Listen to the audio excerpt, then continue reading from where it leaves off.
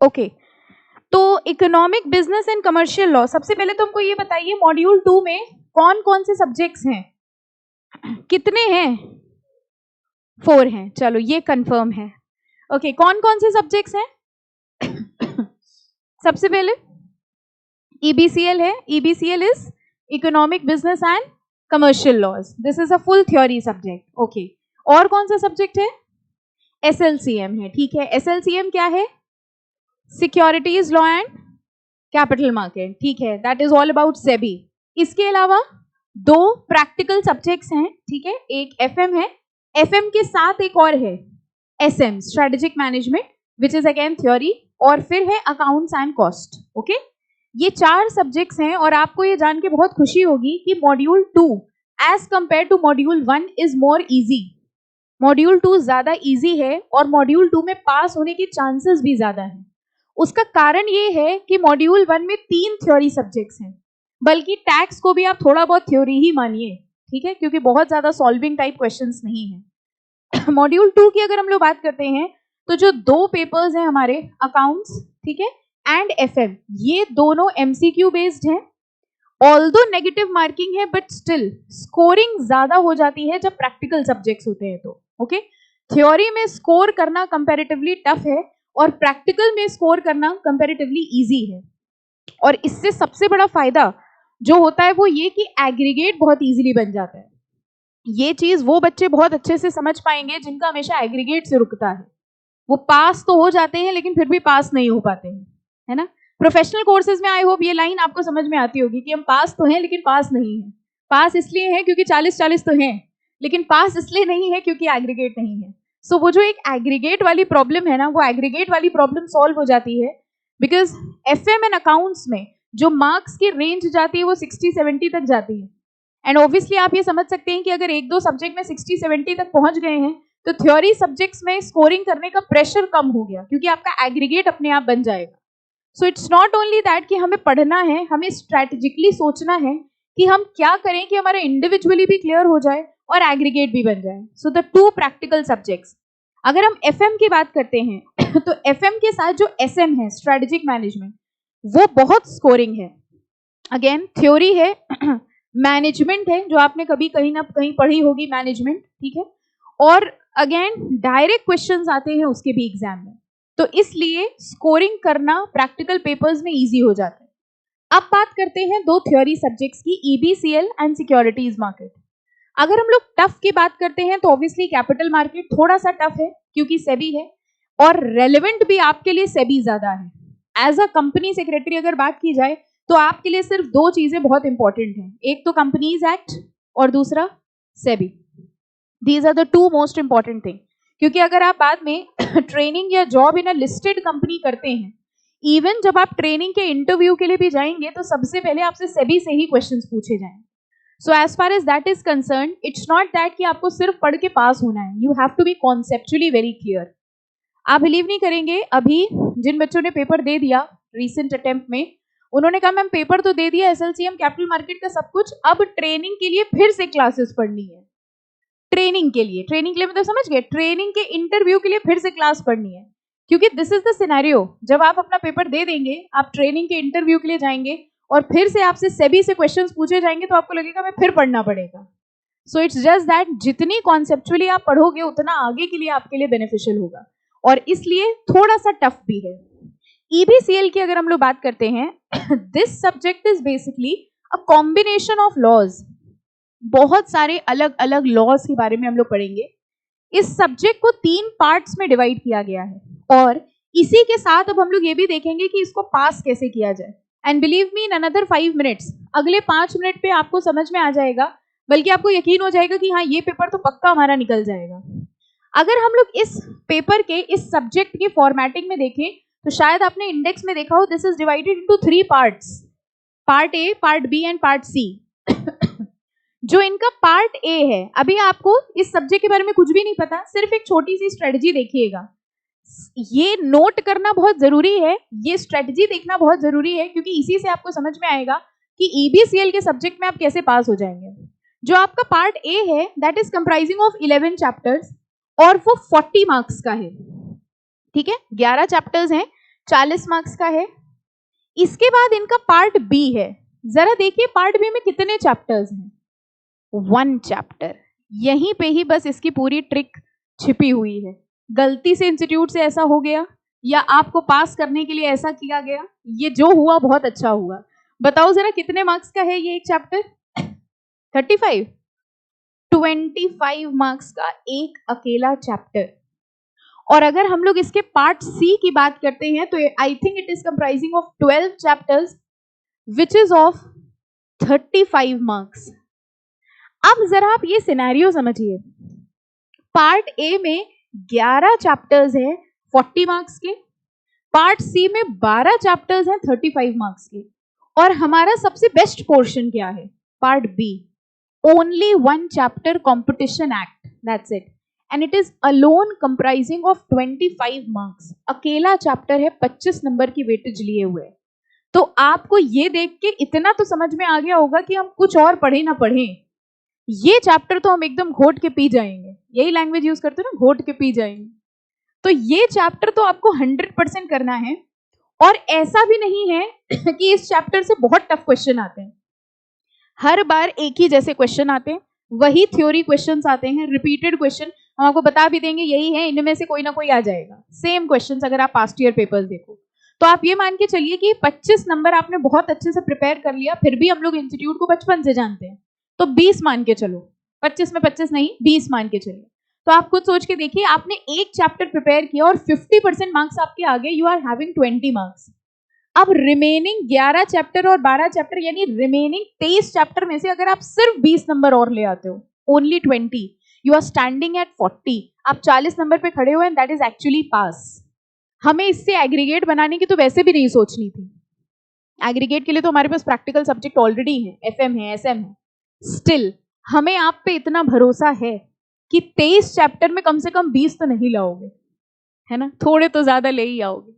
तो just imagine उन 23 chapter में अगर आप गलती से 25-30 भी ले आओगे, you are standing at 50, which is a very good score as far as executive is concern. आप भी समझते होंगे 50 लाना ही अपने आप में बहुत बड़ी बात हो जाती है। तो this is the strategy of ईबीसीएल।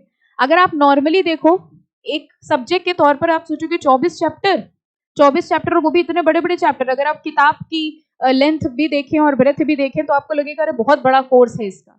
But believe me, अगर आप इसको स्ट्रैटेजिकली पढ़ने की कोशिश करेंगे, सो this is the easiest subject, क्योंकि हमें पता है कि एक चैप्टर से 25 नंबर का आना ही है, and that is not very difficult. बहुत इजी, बड़ा इंटरेस्टिंग सा चैप्टर है कॉम्पिटिशन एक्ट। तो हमारी स्ट्रेटेजी क्या रहेगी? सबसे पहले हम पार्ट बी पे फोकस करेंगे, ठीक है, 25 मार्क्स। उसको हम बहुत अच्छे से तैयारी कर लेंगे। जनरली जो चैप्टर्स आप स्टार्टिंग में पढ़ते हो वो आप बहुत अच्छे से पढ़ते हो, लास्ट तक आते आते आपका मोटिवेशन लेवल डाउन हो जाता है, ठीक है। तो हम लोग कॉम्पिटिशन एक्ट तो बहुत अच्छे से करेंगे। उसके बाद हम लोग फोकस करेंगे छोटे छोटे चैप्टर्स पर, पार्ट ए और पार्ट सी। अगर हम लोग पार्ट ए की बात करते हैं, पार्ट ए में 3-4 चैप्टर छोड़ के बाकी सारे चैप्टर्स यानी 7-8 चैप्टर्स ऐसे हैं जो 2-2, 3-3 पन्नों के हैं, छोटे छोटे चैप्टर्स हैं। अगेन अगर हम आपके हिसाब से चलें तो आपको छोटे चैप्टर्स में अलग ही कॉन्फिडेंस आता है। भले ही आता हो ना आता हो, समझ में आ रहा हो ना आ रहा हो, लेकिन छोटा चैप्टर तो हो जाएगा, ठीक है। एंड वहां पर जहां कॉन्फिडेंस बिल्डअप हो जाएगा, तो ये छोटे छोटे चैप्टर्स हम लोग कवर कर लेंगे। तो जब 25 मार्क्स का हमने पार्ट बी कर लिया, लगभग 30 नंबर का पार्ट ए कर लेंगे, तो 70 मार्क्स की ईबीसीएल आप आराम से कर चुके हो, जबकि पार्ट सी अभी आपने छुआ नहीं। और सबसे अच्छी बात आपको बताए, पार्ट सी जो अभी तक आपने छुआ नहीं, उसमें चैप्टर्स आपके पसंदीदा contract act, sales of goods act, negotiable act. I know आपको लग रहा है ये तो भूल चुके हैं, बट कोई चीज जो बिल्कुल नहीं पढ़ी और एक बार पढ़ चुके हो उसमें फर्क होता है। अभी जब आप कॉन्ट्रैक्ट एक्ट पढ़ेंगे तो आपको याद आने लगेगा, अरे हाँ ये तो हमने फाउंडेशन में पढ़ा था, ठीक है। Sales of goods act, partnership act, negotiable act, ये सारे चैप्टर्स हैं पार्ट सी में। तो अगर हम लोग किसी भी नजरिए से देखें तो EBCL is a very very good subject. 60+ आप बहुत इजीली टारगेट कर सकते हैं, and this is the strategy to pass. SLCM का पेपर टफ बन सकता है, कैपिटल मार्केट का पेपर टफ बन सकता है, बल्कि बनता ही है, क्योंकि जो आपका कोर सब्जेक्ट होगा, हमेशा ध्यान रखो, मॉड्यूल 1 में कंपनी लॉ का पेपर और मॉड्यूल 2 में एसएलसीएम का पेपर, ये आपके कोर सब्जेक्ट है। Company secretary has to deal with these subjects, इसलिए इसमें एक आधा क्वेश्चन ऐसा जरूर आता है जो आपके एकदम बाउंस मारता है। एक बॉल होती है ना जो टिप्पा खा के गिरती है, एक होती है सीधे बाउंस जाती है। तो ऐसे क्वेश्चन जरूर होते हैं और ये क्वेश्चन होते ही आपका कॉन्फिडेंस डाउन करने के लिए। तो be mentally prepared. Capital market का पेपर टफ हो सकता है, बट ईबीसीएल का पेपर टफ की कैटेगरी में नहीं होगा, प्रोवाइडेड आपने अच्छे से पढ़ा है, क्वेश्चंस इसके डायरेक्ट होंगे। सो आई थिंक इतना देख के आपको समझ में आ गया। सबसे अच्छा तो आपको पार्ट बी ही लग रहा होगा, है ना। So normally I start with competition act only, लेकिन कॉम्पिटिशन एक्ट थोड़ा सा बड़ा है और हमको टेस्ट लेने की बहुत जल्दी है, ठीक है, क्योंकि हमको ऐसा लग रहा है अभी आप एग्जाम दे के आए हैं, पूरा मूड में हैं, तो बढ़िया अच्छे अच्छे टेस्ट होंगे। तो इसलिए आई थॉट कि कुछ चेंज करा जाए and I have thought to start with some small chapters. हम लोग 2-3 छोटे छोटे चैप्टर्स करेंगे ताकि चैप्टर जल्दी खत्म हो और आपका टेस्ट हो, आपका रिविजन शुरू हो। ओके, फिर हम लोग 2 चैप्टर्स करने के बाद then we will start with the competition act. थोड़ा फॉर्म में आ जाए एक बारी, है ना, अभी तो पार्टी मूड ही चल रहा है। तो इसलिए we are starting with lesson number 18। Part C में है ये बेनामी ट्रांजैक्शंस प्रोहिबिशन एक्ट।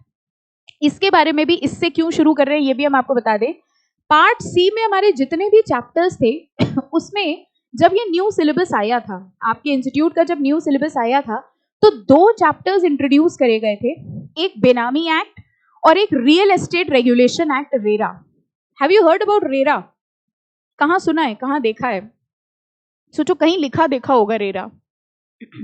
जो भी कहीं बिल्डिंग या अपार्टमेंट्स होते हैं या किसी भी अपार्टमेंट का प्रोजेक्ट होता है, वहां लिखा होता है रेरा अप्रूव्ड। रियल एस्टेट के जितने भी प्रोजेक्ट्स होते हैं उन सब जगह रेरा आता है। तो ये 2 चैप्टर्स थे, 2 एक्ट थे रादर, एक बेनामी एक्ट और एक रेरा। ये दोनों न्यू चैप्टर्स इंट्रोड्यूस करे गए थे न्यू सिलेबस में, और जब से ये आए हैं तब से हर अटेम्प्ट में इनका क्वेश्चन जरूर आता है। एक क्वेश्चन बेनामी का आएगा, एक क्वेश्चन रेरा का आएगा। दिस इज फिक्स्ड, क्योंकि इंस्टीट्यूट को लगता है ये कंपैरेटिवली नए चैप्टर्स हैं, बर्निंग टॉपिक्स हैं, बहुत यूज्ड हैं आजकल, और इसलिए इनसे एक क्वेश्चन निश्चित है जो आएगा ही आएगा। इसलिए पूरे पार्ट सी में से हमने सबसे पहले वो चैप्टर उठाया है which is really very important, and we are sure कि इससे एक क्वेश्चन जरूर आएगा। और सबसे अच्छी बात जो इस चैप्टर की है वो ये है कि ये बड़ा छोटा चैप्टर है। आपको यकीन ना हो तो आप टर्न करके देख सकते हैं, 4-5 पन्नों में ये चैप्टर खत्म हो जाएगा। तो इसलिए सबसे पहले तो इजी हो गया है ना ये chapter. So we are starting with benami transactions act. पहले तो जरा ये बताओ बेनामी प्रॉपर्टी कौन सी होती है? What do you mean by the word बेनामी? सुना है कभी?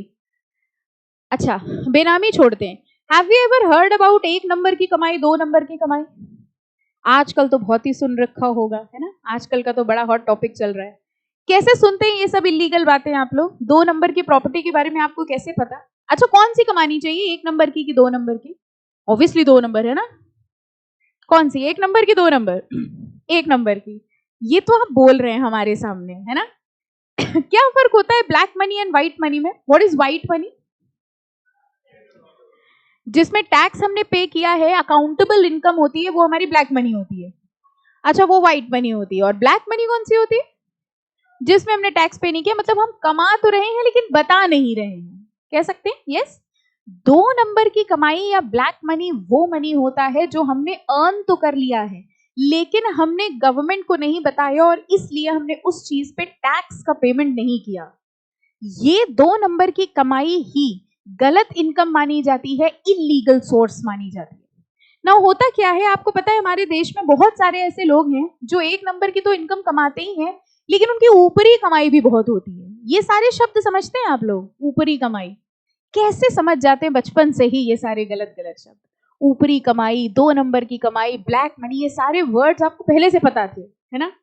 सो ये जो हमारी ऊपरी कमाई होती है इसको हम कहीं अकाउंट नहीं करते, हम कहीं दिखाते नहीं, लेकिन हमें इसको यूज करना है। फॉर एग्जाम्पल, एक गवर्नमेंट एम्प्लॉई है, ओके, अब वो गवर्नमेंट एम्प्लॉई है, उसकी सैलरी तो 15,000 रुपए महीना है लेकिन उसकी ऊपरी कमाई बहुत अच्छी है। अब 15,000 रुपए की सैलरी के हिसाब से वो अपने खर्चे तो करता है लेकिन जो उसकी 2 नंबर की कमाई है उसके हिसाब से उसको एक बंगला खरीदना है। उसने सोचा अगर हम अपने नाम से बंगला खरीदेंगे तो हम तुरंत फंस जाएंगे। क्यों भैया? 15,000 रुपए की सैलरी, इतने का तो हमारा इनकम टैक्स रिटर्न नहीं जाता है, बंगला कहां से खरीद लेंगे हम करोड़ों का? तो उसने क्या किया उसने अपने किसी सर्वेंट या अपने किसी एम्प्लॉय के नाम पर वो प्रॉपर्टी खरीद ली। उसने अपने एम्प्लॉय से कहा, रामू काका, उसने अपने एम्प्लॉय से कहा कि भाई अब तुम्हारा पैन कार्ड, आधार कार्ड सब बना हुआ है? उसने कहा हाँ हाँ साहब बना हुआ है। नहीं बना है तो बनवा दिया, ठीक है। और उनका पैन कार्ड और आधार कार्ड लेके रामू काका के नाम पे उन्होंने प्रॉपर्टी खरीद ली। उस प्रॉपर्टी के ओनर कौन है बताओ? रामू काका। लेकिन पैसा किसका लगा है?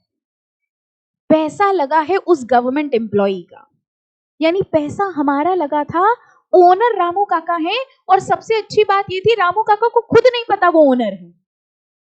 वो बंगला हम यूज कर रहे हैं, वो बंगला मेरे काम आ रहा है, ओनर रामू काका है। रामू काका रहते झोपड़ी में, उनको खुद नहीं पता उनके नाम पे कोठी है, पूरी बंगला है। हमने रामू काका इसका भैया साइन कर दो, साइन कर दिया, उनके नाम पे प्रॉपर्टी ले ली। अब पहली बात, एक ऐसी प्रॉपर्टी जिस प्रॉपर्टी पे पैसा मेरा लगा है, ओनरशिप किसी और की है, ऐसी प्रॉपर्टीज को बेनामी प्रॉपर्टी कहा जाता है। यानी इस प्रॉपर्टी का बेनिफिट हम उठा रहे हैं, बेनिफिशियल ओनर हम हैं, जबकि ये प्रॉपर्टी किसी और के नाम पे रजिस्टर्ड है। ऐसा करने से हमको सबसे पहला फायदा ये हुआ कि इनकम टैक्स या पुलिस को हमसे कोई मतलब नहीं, हमारे नाम पे तो रजिस्टर्ड ही नहीं। अगर इनकम टैक्स वाले पकड़ेंगे भी तो किसको पकड़ेंगे? रामू काका को।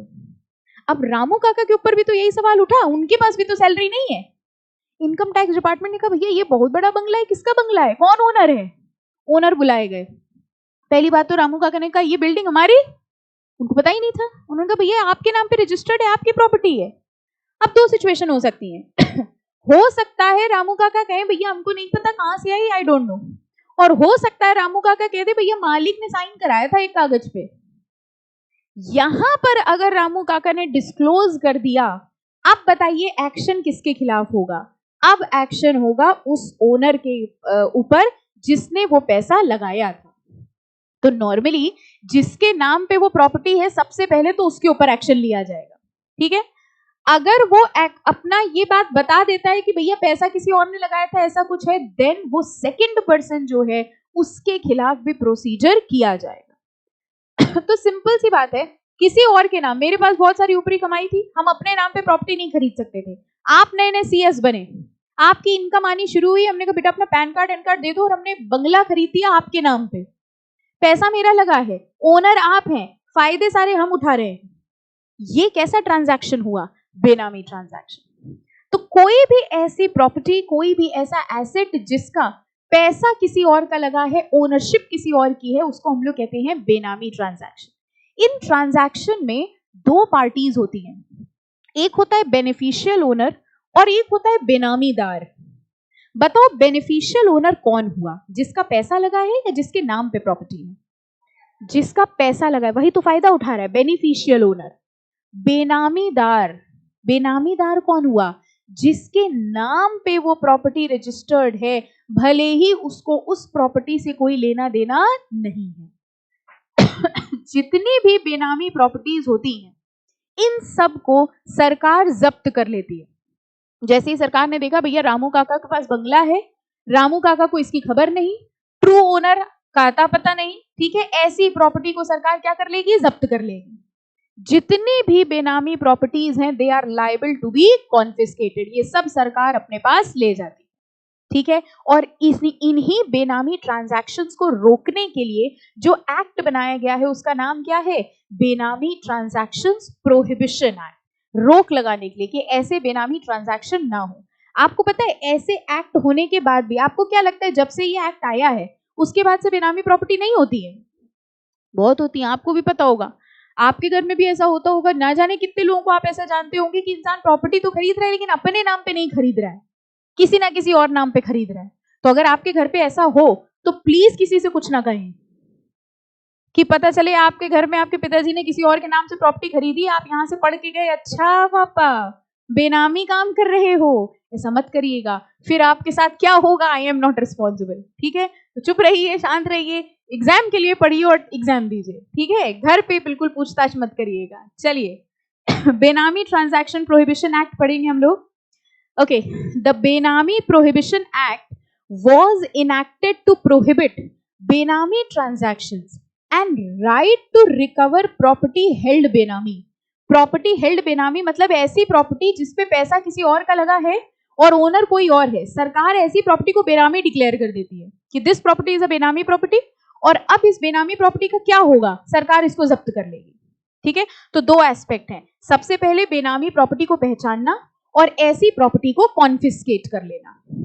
The said act provides that all the properties held benami shall be subject to acquisition by such authority in such manner and in such procedure as may be prescribed। कह रहे हैं all the properties held benami, जितनी भी properties को बेनामी declare कर दिया गया है उन सारी प्रॉपर्टीज को एक्वायर कर लिया जाएगा। कौन एक्वायर करेगा, ये एक्ट, इस एक्ट की अथॉरिटीज, वही जो हम लोग सिंपल भाषा में बोल रहे हैं, ये सब जब्त कर ली जाती है। सेकेंड कह रहे हैं no amount shall be payable for acquisition of any property held benami. सरकार ये जो बेनामी प्रॉपर्टी जब्त कर रही है, क्या इसके बदले में बेनामीदार या बेनिफिशियल ओनर को कॉम्पनसेशन देगी? नो, ये तो इलीगल पैसा है। ये आपने 2 नंबर की कमाई से प्रॉपर्टी ले रखी थी। अगर आपने 1 नंबर के पैसे से प्रॉपर्टी ली होती ना, तो उसको बेनामी करने की जरूरत ही ना होती, आप अपने नाम पे ले लेते।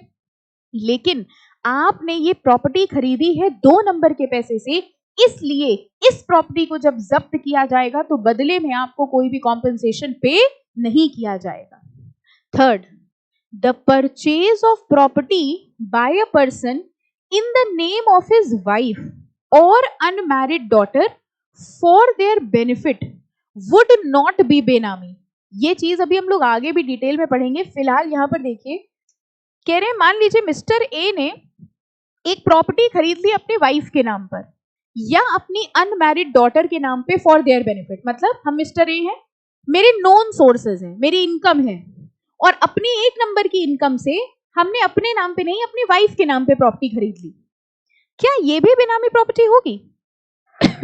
मेरा क्वेश्चन सुनिएगा, मेरी 1 नंबर की इनकम है, नॉन सोर्सेज हैं, मेरी सैलरी आती है, उसी पैसे से हमने प्रॉपर्टी खरीदी, बस वो प्रॉपर्टी हमने अपने नाम पे खरीदने की बजाय अपनी वाइफ के नाम पे खरीद ली। इज दिस प्रॉपर्टी ऑल्सो बेनामी? बेनामी ट्रांजैक्शन कब कहा जा रहा है? बेनामी ट्रांजैक्शन तब नहीं कहा जा रहा है जब आप किसी और के नाम पे प्रॉपर्टी खरीदो। अगर आप 2 नंबर के पैसे से किसी और के नाम पे खरीदो, वो बेनामी है। सरकार को इस बात से दिक्कत नहीं है कि तुम किसके नाम से प्रॉपर्टी खरीद रहे हो, सरकार को इस बात से दिक्कत है कि तुम किस पैसे से खरीद रहे हो। अगर आपके नॉन रिसोर्सेज है, अगर आपकी 1 नंबर की कमाई थी, तुम अपने नाम पे खरीदो, अपने दोस्तों के नाम पे खरीदो, जिसके नाम पे खरीदनी उसके नाम पे खरीदो। लेकिन अगर उसके सोर्सेज नोन नहीं है, 2 नंबर का पैसा है, उससे अगर आप किसी और के नाम पे प्रॉपर्टी खरीद रहे हो, then that will be considered as benami. तो अगर कोई पर्सन अपनी वाइफ या अपनी अनमैरिड डॉटर के नाम पे प्रॉपर्टी खरीद रहा है out of known sources, that will not be considered as a benami property. ठीक है, फाइन। अच्छा एक बात बताइए, डिपॉजिटरी सुना है आपने? थोड़ा बहुत शायद कंपनी लॉ में सुना होगा, नहीं तो कैपिटल मार्केट में सुनोगे ही। अच्छा, डीमैट अकाउंट सुना है? शेयर्स किस फॉर्म में होते हैं डीमैट अकाउंट में? इलेक्ट्रॉनिक फॉर्म में। एक होता है शेयर जो हमारा फिजिकल फॉर्म में होता है, और एक शेयर होता है जो इलेक्ट्रॉनिक फॉर्म में होता है। हमारा शेयर जो इलेक्ट्रॉनिक फॉर्म में होता है वो कौन से अकाउंट में होता है? डीमैट अकाउंट में। ठीक है, क्या आप हमको याद करके इतना बता सकते हैं, वो शेयर जो डीमैट अकाउंट में है उसका रजिस्टर्ड ओनर कौन होता है और बेनिफिशियल ओनर कौन होता है? अभी अभी मैम एग्जाम दे के आए हैं, सब भरे बैठे हैं हम लोग, है ना, सब याद है। रजिस्टर्ड ओनर कौन होता है? डिपॉजिटरी। बेनिफिशियल ओनर कौन होता है? Share holder. पैसा किसका लगा है? Share holder. अब एक बात बताओ, पैसा लगा है शेयर होल्डर का और शेयर का ओनर है depository, is this a benami transaction? आपको समझ में आया क्या हुआ? पैसा लगा है शेयर होल्डर का, प्रॉपर्टी किसके नाम है? डिपॉजिटरी के। तो ये क्वेश्चन उठा कि भाई यहां पर भी तो वही ट्रांजैक्शन है, पैसा लगा है किसी और का, प्रॉपर्टी है किसी और के नाम पे, तो क्या इसको भी बेनामी डिक्लेयर करना चाहिए? कह रहे नहीं भैया, डिपॉजिटरी सिस्टम ही अलग है, वो तो इलेक्ट्रॉनिक शेयर्स को होल्ड करने का एक तरीका है और शेयर होल्डर के नॉन सोर्सेज हैं। सो अगर डिपॉजिटरी के डीमैट अकाउंट में शेयर्स हैं जिसका रजिस्टर्ड ओनर डिपॉजिटरी है, ऐसे ट्रांजैक्शन को भी बेनामी ट्रांजैक्शन नहीं माना जाएगा। तो देखो लिखा हुआ है, कह रहे the securities held by depository as registered owner under the provisions of depository act or participant as an agent of a depository would not be a बेनामी transaction. तो दोनों बातों से समझ में आई, लॉ को इससे मतलब नहीं है आप किसके नाम पे प्रॉपर्टी खरीद रहे हो, लॉ को इससे मतलब है किस पैसे से प्रॉपर्टी खरीद रहे हो. तो अगर हम अपनी वाइफ, अपनी अनमैरिड डॉटर के नाम पे प्रॉपर्टी खरीद रहे हैं अपने रिसोर्सेज से, वो भी बेनामी नहीं है. और अगर डिपॉजिटरी सिस्टम पे रजिस्टर्ड ओनर हमारा डिपॉजिटरी है, पैसा शेयर होल्डर का लगा है, तो भी वो ट्रांजैक्शन बेनामी नहीं माना जाएगा. ठीक है, I hope the concept is very clear. सीधा सा कॉन्सेप्ट है बेनामी का, पैसा किसी और का, ओनरशिप किसी और की. सबसे पहले अच्छा बताओ पकड़ में कौन आएगा, बेनामीदार कि बेनिफिशियल ओनर? बेनामीदार. बेनिफिशियल ओनर पकड़ में ही कैसे आएगा भाई? एक बंगला है, ठीक है, अब इनकम टैक्स डिपार्टमेंट तो सबसे पहले देखेगा बंगला किसका है, who is the owner on records. सबसे पहले पकड़ा जाएगा बेनामीदार. अब बेनामीदार से पूछा गया भैया तुम कौन हो, तुम्हारे पास ये पैसा कहां से आया? मान लीजिए बेनामीदार ने एक रीजन दे दिया कि भैया हमारी कोई पुरानी एफडी पड़ी हुई थी, मैच्योर हुई, उससे हमने बंगला खरीद लिया. Well and good, beneficial owner तक बात ही नहीं पहुंची. लेकिन अगर बेनामीदार से पूछा गया भैया ये बंगला कहां से आया, what are your sources of income, वो कहेगा नहीं I don't have any source of income. अब क्वेश्चन अगला उठेगा कि इसमें पैसा किसका लगा है, किसका पैसा लगा है, मतलब बात किसकी तरफ चली गई, बेनिफिशियल ओनर. तो सबसे पहले पकड़ा जाएगा बेनामीदार. बेनामीदार अगर बेनिफिशियल ओनर का नाम डिक्लेयर कर दे तो उसको पनिशमेंट मिलेगी, नहीं तो पनिशमेंट किसको मिल जाएगी, बेनामीदार. ठीक है, फाइन. चलो अब ये इसका इंट्रोडक्शन दिया है, इतना डिटेल इंट्रोडक्शन हम लोग को नहीं करना. सबसे पहले मार्क कर लीजिए एग्जाम के लिए salient features of benami transaction. जैसा हमने आपको बताया इस चैप्टर से एक क्वेश्चन तो आना बनता ही है, क्योंकि कंपैरेटिवली नया चैप्टर है और टॉपिक्स बहुत कम है इस चैप्टर के अंदर. तो सबसे पहला जो एक्सपेक्टेड क्वेश्चन है वो यही है, कई बार आ चुका है, what are the salient features of benami transaction. अब ये इस एक्ट के कुछ सेलिएंट फीचर्स दिए हुए हैं, 5 पॉइंट्स हम लोग कर लेंगे, मोर देन सफिशिएंट है. सबसे पहले लिखा है इट डिफाइंस, किसके किसके फीचर्स दिए हैं, ये एक्ट के, बेनामी ट्रांजैक्शन एक्ट के क्या फीचर्स हैं, मतलब इस एक्ट के अंदर हम लोग क्या क्या पढ़ने वाले हैं.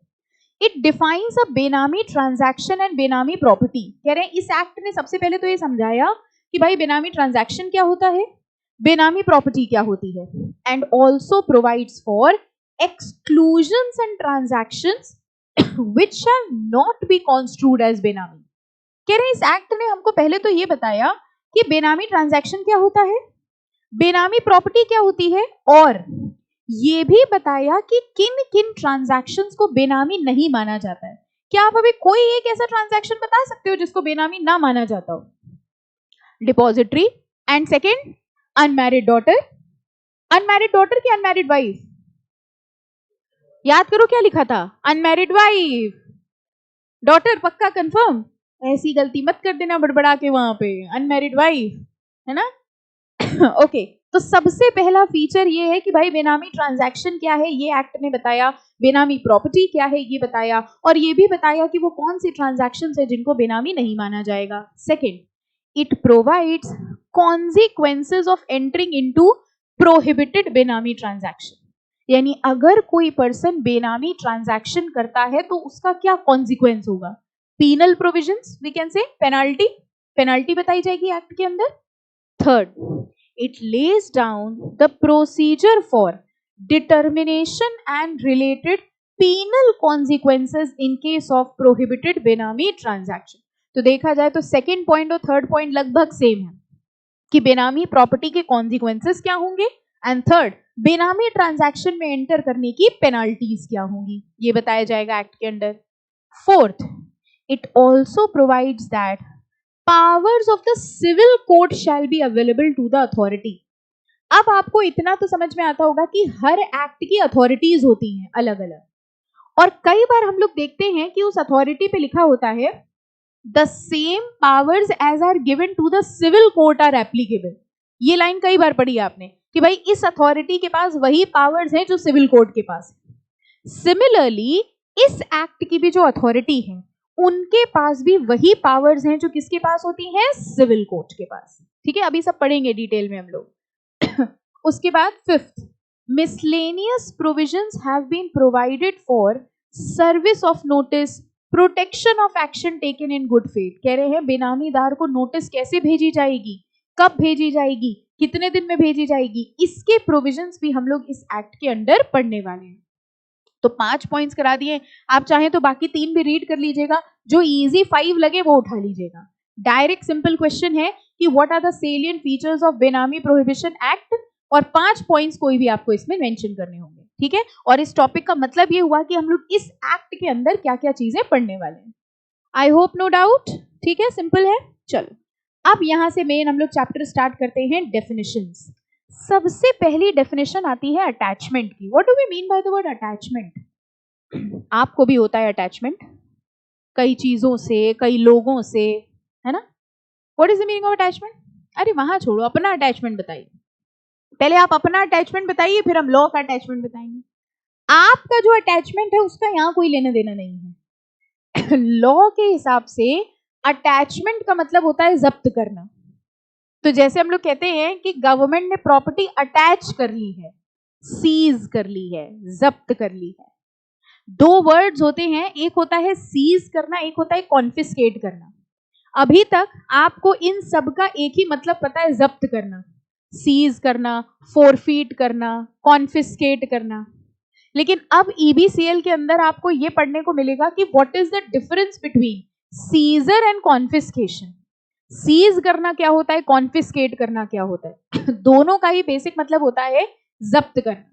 यहां पर भी अटैचमेंट का मतलब ये होता है, अगर हमने आपकी प्रॉपर्टी अटैच कर ली, अटैच का मतलब अब आप उस प्रॉपर्टी के साथ कुछ कर नहीं सकते, ना आप उसको बेच सकते हैं, ना आप उसके साथ कुछ एक्टिविटी कर सकते हैं, ठीक है। तो अगर हम आपसे कहें जो भी बेनामी प्रॉपर्टी होती है उसको अटैच कर लिया जाता है, इसका मतलब अब उस प्रॉपर्टी से जुड़े आपके अधिकार खत्म हो जाएंगे। तो देखो अटैचमेंट का मतलब प्रोहिबिशन ऑफ ट्रांसफर। अगर आपकी प्रॉपर्टी अटैच हो गई है तो आप उसे ट्रांसफर नहीं कर सकते, आप उसे कन्वर्ट नहीं कर सकते, आप उसे बेच नहीं सकते, आप उसे मूव नहीं कर सकते। यानी हम लोग जिसको बोलते हैं ना, सील कर दी गई है, प्रॉपर्टी सील हो गई है। प्रॉपर्टी सील होने का मतलब अब आप उससे जुड़ा कोई भी काम नहीं कर सकते, ना आप वो प्रॉपर्टी बेच सकते हैं, ना आप उसे कन्वर्ट कर सकते हैं, कुछ नहीं कर सकते। That means the property has now been attached. Okay fine. Second is benami property. Benami property means any property which is the subject matter of Benami transaction and also includes proceeds from such property. कह रहे बेनामी transaction में जो property use हो रही है, जैसे रामू काका ने वो जो बंगला खरीदा था, वो बंगला क्या हुई, बेनामी प्रॉपर्टी। मान लीजिए हमने वो बंगला बेच दिया और 1 करोड़ रुपए कैश मेरे पास रखा हुआ है, वो कैश भी क्या हुआ, बेनामी property. Proceeds from such property, यानी अगर वो एसेट के फॉर्म में है तो वो बेनामी प्रॉपर्टी है। अगर उस एसेट को बेच के आपने पैसा रखा हुआ है अपने पास, उसको भी बेनामी प्रॉपर्टी माना जाएगा, ठीक है। कोई भी प्रॉपर्टी जिसका ट्रू ओनर एसेटेन नहीं हो पा रहा है, वो प्रॉपर्टी बेनामी प्रॉपर्टी होती है। जैसे मान लीजिए एक छोटा सा एग्जांपल समझिए, आजकल आपको पता भी होगा रेड वेट बहुत पड़ रही है, छापे बहुत पड़ रहे हैं, पता है ना, सुना है, ओके। तो मान लीजिए किसी बिजनेसमैन के घर पे छापा पड़ा और बहुत सारी गोल्ड की ज्वेलरी मिली अनअकाउंटेड, ठीक है। तो किसी बिजनेसमैन के घर पे छापा पड़ा और बहुत सारी गोल्ड की ज्वेलरी मिली अनअकाउंटेड। अनअकाउंटेड मींस उसकी कोई रिकॉर्डिंग नहीं थी, रिटर्न में कहीं नहीं था, ठीक है। अब उनसे पूछा गया कि भैया इतनी गोल्ड ज्वेलरी कहाँ से आई, तो उन्होंने कहा ये हमारी वाइफ का स्त्री धन है। यू नो व्हाट इज स्त्री धन? जो वाइफ अपने मायके से लेके आती है उसका पर्सनल धन होता है, उसको रिकॉर्ड करने की जरूरत नहीं है। तो उसने कहा भाई हमारी वाइफ है, हमारी वाइफ का स्त्री धन है, उनकी ये ज्वेलरी, इसलिए हमने रिकॉर्ड नहीं किया। उनकी वाइफ को बुलाया गया, वाइफ खुद चौंक गई, इतना धन हमारे मायके से तो हो नहीं सकता और हमने आज तक देखा नहीं, हम तो सिर्फ एक ही गोल्ड चेन में काम चला रहे इतने सालों से। वो प्रॉपर्टी क्या हो गई, बेनामी। मतलब समझिए वाइफ ने डिनाई कर दिया दिस इज नॉट माई स्त्री धन, ठीक है। हस्बैंड स्त्री धन बोल नहीं सकता, स्त्री धन वाइफ स्त्री का ही हो सकता है। यानी वो प्रॉपर्टी तो दिख रही है लेकिन उसका ओनर नहीं समझ में आ रहा कौन है। ऐसी सारी प्रॉपर्टीज क्या कहलाती जाती हैं, बेनामी प्रॉपर्टी, ओके। अब थर्ड वेरी इंपॉर्टेंट डेफिनेशन, बेनामी ट्रांजैक्शन क्या होता है। एज पर सेक्शन 2 सबसेक्शन 9, बेनामी ट्रांजैक्शन मीन्स, पहला पॉइंट आपको अपने आप समझ में आ जाएगा, a transaction or arrangement where a property is transferred or held by a person consideration for such property has been provided by another person. बताइए लैंग्वेज समझ में आई कि नहीं आई? कह रहे where a property is held by a person, hold कोई और कर रहा है, and consideration for such property has been paid by another person, यानी उस प्रॉपर्टी को होल्ड कोई और कर रहा है और उसका पैसा किसी और ने दिया हुआ है, ऐसी प्रॉपर्टी अपने आप ही क्या मान ली जाती है? बेनामी। ठीक है, fine. Second, the property is held for immediate or future benefit of the person who has provided the consideration। ये लाइन समझो, कह रहे वो प्रॉपर्टी उस बंदे के यूज में आने वाली है जिसने कंसिडरेशन पे किया है। बताओ ये बेनामी हुई कि नहीं हुई? मेरी लाइन समझिएगा, कह रहे वो प्रॉपर्टी उस बंदे के यूज में आने वाली है जिसने कंसिडरेशन पे किया है। ट्रांजैक्शन सोच के देखिए, जिसने कंसिडरेशन दिया है वो ओनर नहीं है, लेकिन वो प्रॉपर्टी यूज उसी के आने वाली है। ऐसा ट्रांजैक्शन भी क्या कहलाया जाएगा? बेनामी ट्रांजैक्शन। सिंपल सी एक लैंग्वेज में है, पैसा किसी और ने दिया है, ओनर कोई और है, और फायदा किसके होगा? बेनिफिट उससे किसको होगा? प्रॉपर्टी से, जिसने कंसिडरेशन दिया है। ओके, लेकिन कई ट्रांजैक्शंस ऐसे होते हैं जिसमें एक्चुअल में ओनर कोई और होता है, पैसा किसी और का लगा होता है। जैसे हमको एक बात बताइए, have you ever heard about HUF? Obviously क्या होता है HUF? Hindu undivided family. कौन होता है हेड? कर्ता। अब एक HUF ने एक प्रॉपर्टी खरीदी, वो प्रॉपर्टी खरीदी एक कर्ता के नाम से। जो भी प्रॉपर्टी होती है उसका ओनर कर्ता होता है, ठीक। लेकिन उस प्रॉपर्टी पे पैसा किसका लगा है? फैमिली का, HUF का।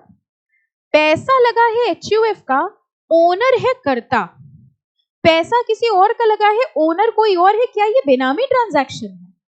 क्या इसका पर्पस 2 नंबर का पैसा छिपाना था? नो, ये तो नेचर ही है HUF का कि जो भी प्रॉपर्टीज होंगी वो कर्ता के नाम पे होंगी, लेकिन सिर्फ इस वजह से कि पैसा किसी और का लगा है और ओनर कोई और है, this will not be considered as a benami transaction. हम लोगों ने पहले भी देखा था सेलिएंट फीचर्स में, ये एक्ट हमको बताता है बेनामी प्रॉपर्टी क्या होती है, बेनामी ट्रांजैक्शन क्या होता है, और ये भी बताता है कि किस किस ट्रांजैक्शन को बेनामी नहीं मानते हैं। अब हम लोग देखिए कुछ एक्सेप्शंस पढ़ने वाले हैं। देखिए यहां लिखा था except when the property is held bye. ये जो पॉइंट्स लिखे हैं 4, आप यहां पे लिख लीजिए, ये एक्सेप्शंस हैं, इनको बेनामी ट्रांजैक्शन नहीं माना जाता है। They are not considered as benami transaction. जिसमें से सबसे पहला अभी अभी हमने आपको बताया, कर्ता। देखिए a karta or a member of HUF and the property is held for his benefit or benefit of other members and consideration for such property has been provided out of the known sources of HUF। Consideration पैसा किसका लगा है? HUF का। Owner कौन है? कर्ता। भले ही owner कोई और है, पैसा किसी और ने लगाया है, लेकिन इस ट्रांजैक्शन को बेनामी ट्रांजैक्शन नहीं माना जाएगा। First exception is clear? Any confusion? Tough तो नहीं लग रहा चैप्टर? पक्का? तो एक बात बताओ, ट्रस्ट क्या होता है? ट्रस्ट मतलब भरोसा होता है, ये तो हमको भी पता है। लीगली ट्रस्ट की रिलेशनशिप बताइए, कितनी पार्टीज होती है ट्रस्ट में? 3। Very good. 3 पार्टीज कौन कौन सी होती हैं? एक तो होता है ऑथर ऑफ द ट्रस्ट, और कौन होता है? ट्रस्टी होता है, और कौन होता है? बेनिफिशियरी। Very good. कौन बनाता है ट्रस्ट? ऑथर। किसके लिए बनाता है? बेनिफिशियरी। Very good. और ऑथर ये पैसा किसको देता है? ट्रस्टी ये पैसा किसके लिए खर्च करता है? बेनिफिशियरी। अब मान लीजिए एक प्रॉपर्टी खरीदनी है, पैसा किसका लगा है? ऑथर का। और उस प्रॉपर्टी का ओनर कौन होगा? ट्रस्टी। आपको समझ में आया हम क्या बताने की कोशिश कर रहे हैं? पैसा लगा है ऑथर का, रिकॉर्ड्स में ओनर ट्रस्टी है। क्या ये बेनामी ट्रांजैक्शन हो गया? क्या यहां पर कुछ इलीगल इनकम छुपाने की कोशिश की जा रही है? नो। ओनर तो ट्रस्टी इसीलिए है क्योंकि ट्रस्टी उस प्रॉपर्टी को खुद के लिए यूज नहीं करेगा, वो यूज करेगा किसके लिए? बेनिफिशियरी के लिए। और ट्रस्ट बनाने का ऑब्जेक्टिव ही यही होता है कि all the properties are held by the trustee. पैसा लग रहा है ऑथर का, ओनरशिप ट्रस्टी की है, लेकिन ये ट्रांजैक्शन भी बेनामी ट्रांजैक्शन नहीं माना जाएगा। तो हम लोग कुछ एक्सेप्शंस पढ़ रहे हैं. पहला एक्सेप्शन देखो हम लोग ने कर्ता वाला पढ़ा, और सेकंड हम लोग पढ़ रहे हैं a person standing in a fiduciary capacity for the benefit of another. Fiduciary capacity क्या हुआ?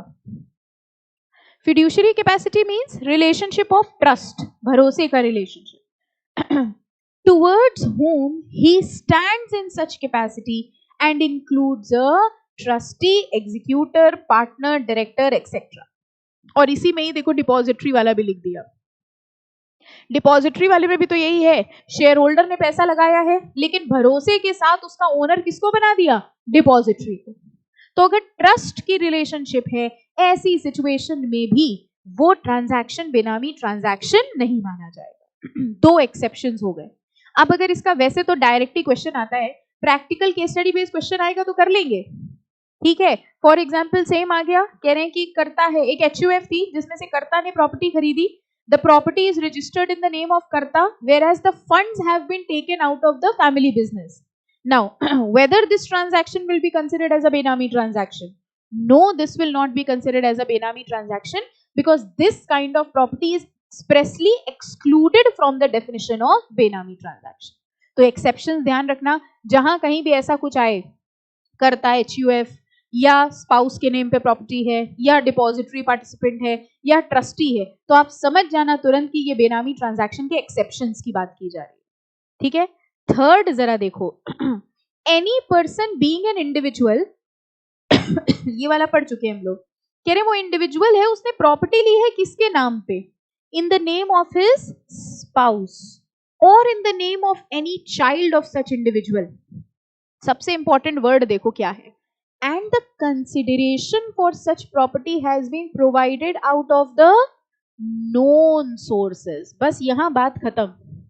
अगर वो known sources हैं, एक नंबर की कमाई है, आपने उस पर टैक्स दिया है, फिर आप किसी के नाम से भी वो प्रॉपर्टी खरीदें, हमको कोई दिक्कत नहीं है. तो अगर मेरे नोन सोर्सेज हैं, हम अपने स्पाउस के नाम या अपने बच्चों के नाम पे प्रॉपर्टी खरीदना चाहते हैं, तो वो ट्रांजैक्शन बेनामी ट्रांजैक्शन नहीं माना जाएगा. Any doubt? 3 एक्सेप्शंस हो गए. पहला कौन सा था? कर्ता HUF. सेकंड कौन सा था? ट्रस्टी. ठीक है, depository and trustee. And third कौन सा था? स्पाउस. हमको फोर्थ वाले पॉइंट पे बताओ, हम किसके नाम पे प्रॉपर्टी ले रहे हैं? चलो मार्क कर दे रहे आपके लिए. किसके नाम पे प्रॉपर्टी ले रहे हैं? Brother and sister. कह रहे अगर हमने अपने भाई के नाम पे प्रॉपर्टी ले ली, अपनी बहन के नाम पे प्रॉपर्टी ले ली, तो भी वो बेनामी ट्रांजैक्शन नहीं है. लेकिन हमको एक डिफरेंस ढूंढ के बताइए, थर्ड और फोर्थ में फर्क क्या है? फोर्थ वाला ध्यान से देखिए. हम अपने भाई और बहन के नाम पे प्रॉपर्टी ले सकते हैं, लेकिन एक शर्त है उसमें. कह रहे हैं the brother and sister and the individual appear as joint owners in any document. आप अपने भाई के नाम पे प्रॉपर्टी ले सकते हैं, पैसा हमने लगाया, प्रॉपर्टी भाई के नाम पे ली, वो ट्रांजैक्शन बेनामी नहीं माना जाएगा अगर उस प्रॉपर्टी पे हम भी को ओनर हैं. स्पाउस एंड चाइल्ड में को ओनर नहीं लिखा था. अगर हम अपने स्पाउस के नाम पे प्रॉपर्टी लेते हैं तो पूरी पूरी उनके नाम पे ले सकते हैं. हम अपने चाइल्ड के नाम पे प्रॉपर्टी लेना चाहते हैं, पूरी पूरी उनके नाम पे ले सकते हैं. लेकिन अगर हम अपने भाई या बहन के नाम पे प्रॉपर्टी लेना चाहते हैं तो उस प्रॉपर्टी पे जॉइंट ओनर हम भी होने चाहिए, और अगर वो हमने अपने नोन सोर्सेज से ली है तो वो बेनामी प्रॉपर्टी नहीं मानी जाएगी. Have you understood the difference between the two? Spouse और चिल्ड्रन वाले में जॉइंट ओनरशिप की जरूरत नहीं है. हमने सिर्फ अपने वाइफ के नाम पे प्रॉपर्टी ले ली, हमने सिर्फ अपने हस्बैंड के नाम पे प्रॉपर्टी ले ली, सिर्फ अपने बच्चे के नाम पे प्रॉपर्टी ले ली. लेकिन अगर हम अपने भाई या बहन के नाम पे प्रॉपर्टी लेना चाहते हैं तो उसकी शर्त ये है कि वो जॉइंट ओनरशिप, मेरा नाम भी होना चाहिए ओनरशिप में, और अगर वो नोन सोर्सेस से है तो ऐसे ट्रांजैक्शन को बेनामी ट्रांजैक्शन नहीं माना जाएगा. ठीक है. अभी तक देखो हम लोग कौन सी डेफिनेशन पढ़ रहे हैं? बेनामी ट्रांजैक्शन की डेफिनेशन पढ़ रहे हैं, जिसका अभी तक सिर्फ ए पॉइंट चल रहा है. ए पॉइंट में छोटा वाला ए और छोटा वाला बी था, जिसके अंदर 4 एक्सेप्शंस थे. अब देखिए इसका सेकंड पॉइंट आया है. ठीक है, एक ही डेफिनेशन अभी तक चल रही है. कौन सी है ये? बेनामी ट्रांजैक्शन की. ओके. बी पॉइंट में कह रहे हैं अ ट्रांजैक्शन और an arrangement in respect of property carried out और made in fictitious name. For example, हमने एक प्रॉपर्टी खरीदी भोला राम के नाम पे. एक प्रॉपर्टी, एक बंगला है, उसके ओनर है मिस्टर भोला राम. ठीक है. पूछा गया भैया कौन है Bhola Ram? There is no person on earth called Bhola Ram. Bhola Ram नाम का कोई इंसान ही नहीं। हाँ, भोला राम का पैन कार्ड है, भोला राम का आधार कार्ड भी है, और ये आपको पता है हमारी कंट्री में ऐसा बनवाना बड़ा आसान है। ठीक है, ऐसे लोगों को क्या कहते हैं जो रियलिटी में होते ही नहीं है? फिक्टिशियस पर्सन, यानी वो लोग जो किताबों में तो हैं लेकिन रियलिटी में नहीं है। भोला राम के नाम की प्रॉपर्टी है लेकिन भोला राम इस दुनिया में नहीं है। उनके नाम के सारे आईडी प्रूफ है, सब कुछ है, बस भोला राम को छोड़ के सब कुछ है। ऐसी प्रॉपर्टी, इस साफ पता चल रहा है भोला राम के नाम पे प्रॉपर्टी है लेकिन पैसा किसी और भोले ने लगाया है। ऐसी प्रॉपर्टी को भी क्या माना जाएगा? बेनामी ट्रांजैक्शन। ठीक है, फाइन। अब आप जिससे भी जो भी कहे ना हमने ये प्रॉपर्टी खरीदी है वो खरीदी है, तो थोड़ा इंटेलिजेंट बना करिए। किसी ने, आपके दोस्त ने आपको बताया या किसी रिश्तेदार ने बताया कि भैया एक नया फ्लैट खरीदा है, तो आप उससे पूछिएगा किसके नाम पे खरीदा है? वो कहेगा अपने नाम पे खरीदा है, शांत हो जाना चुपचाप। वो कहेगा अपने नहीं, उनके नाम पे खरीदा है। क्यों उनके नाम पे क्यों खरीदा है? नोन सोर्सेस थे कि अननोन सोर्सेस? उनको पता तो चलना चाहिए, आप थोड़ा लो वो पढ़ रहे हो। खुद ही डर के सब बताएगा भैया बता दो ये हो गया, गलती हो गई, बताओ क्या करें। ठीक है, ओके। नेक्स्ट कह रहे हैं ये ट्रांजैक्शन देखो जरा, कह रहे अ ट्रांजैक्शन और an arrangement in respect of a property where owner of the property is not aware or denies knowledge of ownership. ये क्या हुआ? कह रहे हैं जो प्रॉपर्टी का ओनर था उसको पता ही नहीं था कि वो प्रॉपर्टी का ओनर है। रामू काका, जब रामू काका से पूछा गया भैया ये बंगला आपका है, वो कहते हैं बंगला और हम। यानी अगर ओनर डिनाई कर दे कि ये हमारा बंगला नहीं है, या ओनर ये कह दे आई एम नॉट अवेयर कि ये हमारा बंगला है, इसका मतलब इस बंगले में पैसा किसी और का लगा है। और ऐसे ट्रांजैक्शन को क्या कहा जाएगा? Benami transaction. And D, a transaction और an arrangement in respect of a property where person providing the consideration is not traceable या फिक्टिशियस। कह रहे हैं जिसने कंसिडरेशन प्रोवाइड करी है वो फिक्टिशियस पर्सन है या वो ट्रेसेबल ही नहीं है। यानी कोई बंदा पैसा लगा के भाग गया, ढूंढा नहीं जा सकता, इसका मतलब पैसा किसी और ने लगाया है, ओनर कोई और है, और ऐसे ट्रांजैक्शन को भी क्या माना जाएगा? बेनामी ट्रांजैक्शन। ओके, तो ये पूरी डेफिनेशन थी बेनामी ट्रांजैक्शन की। सबसे पहले कह रहे हैं वो ट्रांजैक्शन जिसमें पैसा किसी और का लगा है, ओनर कोई और है, लेकिन इसके कुछ एक्सेप्शंस भी थे। 4 एक्सेप्शंस थे। कौन कौन से 4 एक्सेप्शंस थे? कर्ता, सेकंड कौन सा था? ट्रस्टी, थर्ड कौन सा था? Spouse, and fourth brother and sister. ये 4 एक्सेप्शंस थे, इनको बेनामी ट्रांजैक्शन नहीं माना जाएगा। इसके अलावा ये ए बी सी डी जो 4 ट्रांजैक्शंस हैं, they will be considered as a benami transaction. Fine, हाँ बेटा।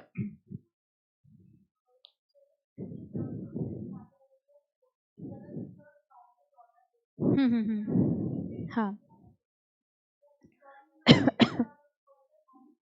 नहीं, अगर हमारे नोन सोर्सेज हैं और हम किसी और के नाम पे प्रॉपर्टी खरीदना चाहते हैं तो हम खरीद सकते हैं, ऐसी कोई दिक्कत नहीं। गिफ्ट शो हो जाएगा, हम ये दिखा देंगे भैया हमने इनको इतना पैसा गिफ्ट किया और इनके नाम से हमने ट्रांजैक्शन। अगेन सरकार को इससे मतलब नहीं है कि आपने गिफ्ट दिया या उसने फ्री में खरीदा, सरकार को इससे मतलब है उस उतने 50 लाख रुपए पे टैक्स है कि नहीं। ठीक है, तो हम गिफ्ट की तरह शो कर देंगे, वो अपने नाम पे प्रॉपर्टी परचेज कर ले, कोई दिक्कत नहीं। इसमें जॉइंट ओनर का कॉन्सेप्ट इसलिए क्योंकि रिश्तेदारी में ये दिखा रहे हैं, कह रहे हैं कि आपने कहा ये भाई हमारे भाई हैं, तो भाई का भी कैटेगरी कौन से भाई हैं? ये रियल भाई है, कजन भाई है, मुंह बोले भाई हैं, किस तरीके के भाई हैं? पता तो चले कि आपको उस प्रॉपर्टी पे भी कोई लेना देना है। देखो स्पाउस और चिल्ड्रन डायरेक्टली रिलेटेड हो गए, लेकिन भाई बहन डायरेक्टली रिलेटेड नहीं हुए, फैमिली दूसरी हो गई। ठीक है, तो वो कह रहे हैं हम तब मानेंगे जब आपकी उसमें जॉइंट ओनरशिप हो, तब हम ये मानेंगे कि वो ट्रांजैक्शन आपका ट्रांजैक्शन। ओके, चलो अब नेक्स्ट आते हैं हम लोग बेनामीदार। 2 लोग देखिए और बताएं इन्होंने, benamidar and beneficial owner, but I suppose इन दोनों को आप समझ गए हैं। बताइए बेनामीदार कौन था? जिसके नाम पे प्रॉपर्टी है या जिसने पैसा लगाया है? जिसके नाम पे प्रॉपर्टी। कह रहे बेनामीदार means a person or a fictitious person in whose name the benami property is transferred or held and includes a person who lends his name. जिसके नाम पे वो प्रॉपर्टी है वो बेनामीदार होगा, और वो person whether his identity is not known or not for whose benefit the benami property is held is known as a beneficial owner। तो किसी भी बेनामी ट्रांजैक्शन में ये 2 पार्टीज होती हैं, बेनामीदार एंड बेनिफिशियल ओनर। याद रखने का तरीका, बेनिफिशियल ओनर से याद रखना। बेनिफिशियल ओनर मतलब जिससे उस प्रॉपर्टी से जिसको फायदा हो रहा हो। फायदा किसको हो रहा होगा? जिसने पैसा लगाया है। उसके अलावा जो दूसरा पर्सन हुआ वो कौन हो जाएगा? बेनामीदार। ये याद रखने का तरीका है ताकि कंफ्यूजन ना हो। इसके बाद देखो एक डेफिनेशन है फेयर मार्केट वैल्यू। अभी ये डेफिनेशन नहीं पढ़ेंगे। फेयर मार्केट वैल्यू की डेफिनेशन हम तब पढ़ेंगे जब इस वर्ड का यूज आएगा आगे। एक्चुअली जो पेनाल्टी है वहां पर फेयर मार्केट वैल्यू का यूज आएगा। तो जब हम लोग पेनाल्टी पढ़ेंगे तब हम आपको यहां वापस लेकर आएंगे। ठीक है, ओके। नेक्स्ट डेफिनेशन देखिए, बड़ी इजी है। फर्म, आई होप फर्म का मतलब समझते हैं, पार्टनरशिप फर्म या एलएलपी की फर्म। ठीक है, firm shall have the same meaning as assigned to it under Indian partnership act and shall include a limited liability. Partnership, partner की डेफिनेशन भी आई थिंक इजी है, कर लेंगे। Partner shall have the same meaning as assigned to it under Indian Partnership Act and shall include any person who being a minor has been admitted to the benefits of partnership. Minor partner बन सकता है, minor partner बन सकता है।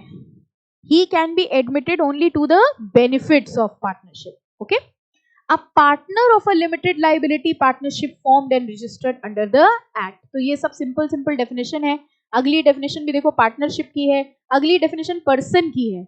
ये person की definition हर जगह मिल जाती है आपको, सेम होती है सब जगह। हर जगह एग्जैक्टली सेम नहीं होती, कहीं कहीं कुछ अलग होता है। यहां पर कह रहे हैं individual, HUF, company, firm, association of person, every artificial judicial person. ठीक है, ये सब के सब क्या माने जाएंगे? पर्सन। प्रॉपर्टी की डेफिनेशन, ट्रांसफर की डेफिनेशन, ये सब इजी है। ठीक है, सिंपल एक बार रीडिंग कर लेना। और अब आते हैं प्रोविजन पे, prohibition of benami transaction. Important, यहीं पर ही पेनाल्टी बताई जाएगी।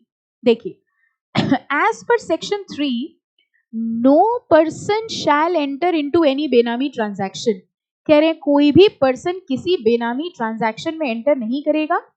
Whoever enters into बेनामी transaction shall be punishable with imprisonment। अभी इसको मार्क ना करना, रुकना। Shall be punishable with imprisonment for a term which may extend to 3 years or with fine or with both। लेकिन बेनामी ट्रांजैक्शन प्रोहिबिशन अमेंडमेंट एक्ट 2016 के आने के बाद ये पेनाल्टी लगती है। ठीक है, देखो लिखा हुआ है, कह रहे हैं where any person enters into benami transaction on or after benami transaction prohibition amendment act 2016 shall be punishable as per chapter 7। और चैप्टर 7 की पेनाल्टी ये है जो ब्लॉक पे दी है। तो कुल मिला के आपको जो पेनाल्टी याद करनी है वो ये ब्लॉक वाली करनी है। ठीक है, जरा पढ़ते हैं क्या पेनाल्टी है। Chapter 7 deals with offences and prosecution. It provides that if a person is found guilty of offense of benami transaction by the competent court, he shall be punishable with rigorous imprisonment for a term not less than 1 year which may extend to 7 years। कम से कम 1 साल की और ज्यादा से ज्यादा 7 साल की imprisonment है। and also liable to a fine। अब जरा देखो कितना लिखा है, which may extend to 25% of fair market value of the property। बताइए क्या पेनाल्टी हुई? कितनी सजा हो सकती है? imprisonment 1 साल की which can extend to 7 years। Fine कितना लग रहा है? 25% of the fair market value of the property। बताओ अब किसकी डेफिनेशन देखनी पड़ेगी? Fair market value. जरा आइए वापस, जो डेफिनेशन छोड़ी थी हम लोगों ने ये। वैसे नॉर्मल भाषा में बताओ फेयर मार्केट वैल्यू क्या हुई प्रॉपर्टी की? जो मार्केट वैल्यू है। ठीक है, fair market value in relation to a property means the price that the property would fetch on sale in the open market. आज अगर हम उस प्रॉपर्टी को मार्केट में बेचे तो वो जितने की बिकेगी वो होगी उसकी fair market value. Where the price is not ascertainable such price as may be determined in accordance with such manner as may be prescribed।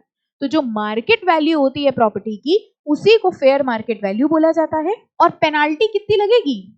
25% of the fair market value. कम लग रही है आपको पेनाल्टी? है नहीं कम। अगर 1 करोड़ रुपए की प्रॉपर्टी है, फेयर मार्केट वैल्यू उसकी 1 करोड़ है, तो कितने की पेनाल्टी लग गई? 25 लाख की पेनाल्टी। और सिर्फ पेनाल्टी नहीं है, जेल भी है साथ में। ये पीनल प्रोविजन है बेनामी के। अब किसके ऊपर लगेगा? सबसे पहले बताओ किसके ऊपर लगेगा जो पकड़ में आएगा? कौन पकड़ में आया? बेनामीदार। खतरा आपको पता है रामू काका को ज्यादा है। रामू काका तो बेचारे साधारण जीवन जी रहे थे, उनको पता ही नहीं था उनके पीछे क्या चल रहा है। अब अगर तभी आपको पता है, कहा जाता है कभी भी अपना आईडी प्रूफ की फोटोकॉपी या आईडी प्रूफ किसी को मत दिया करिए। अब हम मान लीजिए हमने आपसे आईडी प्रूफ ले लिया, बैंक वाले तो कितने आईडी प्रूफ लेते रहते हैं। हमने आपसे आईडी प्रूफ ले लिया, एक प्रॉपर्टी खरीद लिया आपके नाम की, आपको पता ही नहीं है, आप बेनामीदार, ठीक है। प्रॉपर्टी की इंस्पेक्शन हुई, आप पकड़े गए, आपने कहा अभी तो हमारा सीएस एग्जीक्यूटिव नहीं निकला है, कहाँ प्रॉपर्टी खरीद लेंगे। So never give your ID proof. Building तो चलो बड़ी चीज है, इतना कोई आपके नाम से खरीदेगा भी नहीं, लेकिन इसका सबसे ज्यादा मिस यूटिलाइजेशन हो सकता है सिम खरीदने में।